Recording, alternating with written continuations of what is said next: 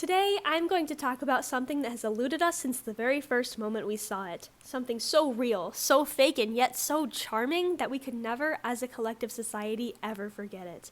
The thing that I will be covering today is the 2016 aesthetic! If you don't know what the 2016 aesthetic is, you most likely do, and I'm gonna get into it today if you don't, so let's walk down memory lane together. After writing this video, I kind of realized that this era groups 2015, 2016, and part of 2017 together, but I'm gonna keep saying 2016 because this video will be everything that someone thinks of when they typically go to make fun of the year 2016. Other than the killer clown stuff, that was blown way out of proportion, I'm tired of hearing about it, and I actually do not care to talk about it. So what the heck was going on in 2016? Let me take you back in time. Not only did we have kids playing Fortnite on their phones, the rise of slime accounts, and a whole lot of fidget spinners, but we had something that no other generation would ever get to fully experience. We had the YouTube DIY scene. Editor's note, I forgot that Troom Troom and 5 Minute Crafts channels exist, so pretend I said the independent creator YouTube DIY scene. Yeah, okay, thanks, bye. And not just any DIYs, we had weird DIYs.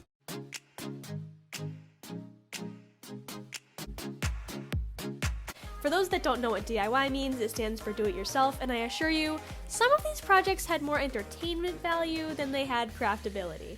I started on this topic because for me, the 2016 aesthetic and DIY videos are so closely linked. I honestly just consider them 2016 time capsules at this point. Now let's open this time capsule together. We had DIY unicorn poop things, about 400,000 different EOS lip balm variants, rainbow loom, everything was made edible, people loved mermaids, and content creators kept jumping on Sibling Illogical's Polished Mountain trend. I don't think this is gonna work. Oh, and how could I forget the Galaxy trend or the obsession with school supplies and phone cases? This era was insane. And so was the content. Huh? Whoa, M&M's! Some things definitely aged a lot better than others. Oh my god. But first, we're gonna talk about Miss Breland, better known as Glitter Forever 17. Hey glitter critters! Hey glitter critters! It's Breland here! Apparently she's been in some drama as of recent and has even been in the adult content industry for a while, but one, that totally makes sense with the type of videos she used to make. I don't know why anyone was surprised. His horn is perfect for, stroking. Editor's note number 2, let me tell you how I wrote this script. I wrote it out of pure delusion and memory because I watched 2 or 3 videos. I rewatched 2 of her videos and I was like, oh yeah, I just like I remember. But after editing, I've obviously had to go through more of her clips and I realized that when I was watching this when I was 11, I didn't remember the stuff that I didn't understand. I guess that's where we'll leave it. I don't really want to talk about her that much. But the point of me including her is because I wanted to include a very dramatic example of what the DIY scene was in 2016.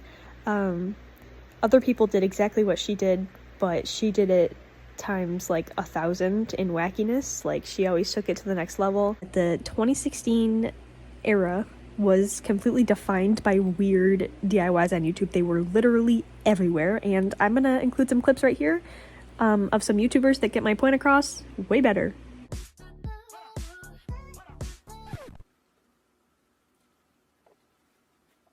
Oh, by the way, I numb you all. Hi guys, in this video we'll be making a unicorn poop bubble bath bar. And I'm not going to cut this part completely out because it's a really good segue to talk about the next person I wanted to talk about. And now I return you to the regular video. I also forgot that at the beginning of all her videos she did this little montage thing, which totally brought me back because a lot of other channels did this at the time too.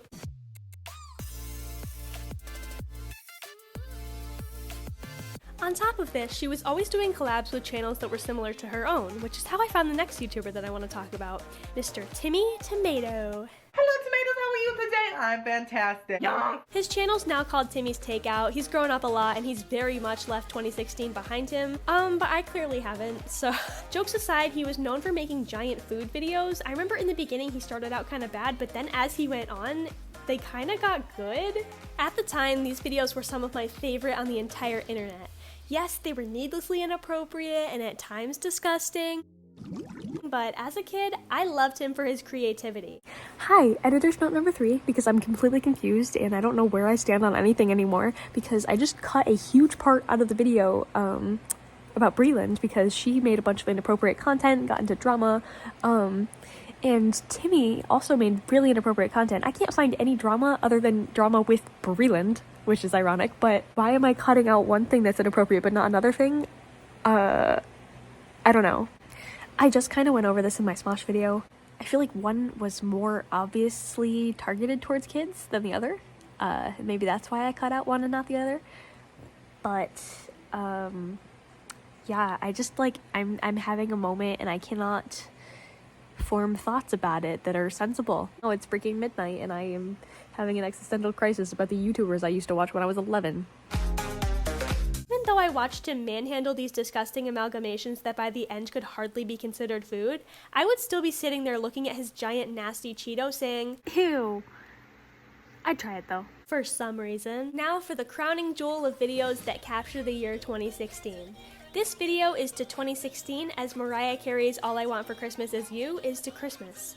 This video, or song rather, is Literally My Life by My Life is Ava. Literally, my life is beaches every single night, messy buns and Christmas lights. Literally, my life is... I like this song the same way that I like Friday by Rebecca Black. It's nostalgic and it's so bad that it's good. I still get this song stuck in my head, by the way. Literally, my life is ooh. This video also reminds me how different we used to talk back in the day. Goals! Actual goals! AF. While we're on the topic of songs, do you remember Twames? Hush, hush, hush, blush, blush, blush. You are now my big fat crush. I'm single as I can be. You're single, perfect for me. I'm gonna give you a bunch of reasons why you should date me. If you didn't hear someone singing a Twames song around 2016, I don't think you even experienced the era correctly. Go back and do it again. I tried to look up the 2016 aesthetic on Pinterest for this video, and all I got were pictures of Yorkshire Terriers, so I think my Pinterest is a little too far gone. But from what I remember, it was just like Ava said. Messy buns and Christmas lights, skinny waists and high fashion, riding in the G-Wagon. Oh, and everything was. Reblogged on the screen. Tumblr was a huge part of 2016, back when it was not even considered offensive to call someone a Tumblr girl. Back in the day, calling someone a Tumblr girl was just like the modern day equivalent of saying someone is straight out of Pinterest. It was horizontal stripes, Melanie Martinez, shiplap, Polaroid pictures, Converse, Snapchat, Starbucks, and this weird square pattern that had a chokehold on every single mood board maker and Instagram editor at the time. I'm sorry to say it, but Pen Pineapple Apple Pen was viewed so many times through everyone's iPhone 6s everywhere, and Pokemon Go was this new cool thing. No, it didn't work back then either, but it was this new cool thing. The cherry on top of the cake? The underappreciated gem? Musical.ly. Musical.ly was TikTok before TikTok was TikTok, being taken over in 2018. Yeah, it was the same app. We seem to forget that. Look up a 2016 cringe compilation, and I guarantee you that almost all of the videos are from Musical.ly.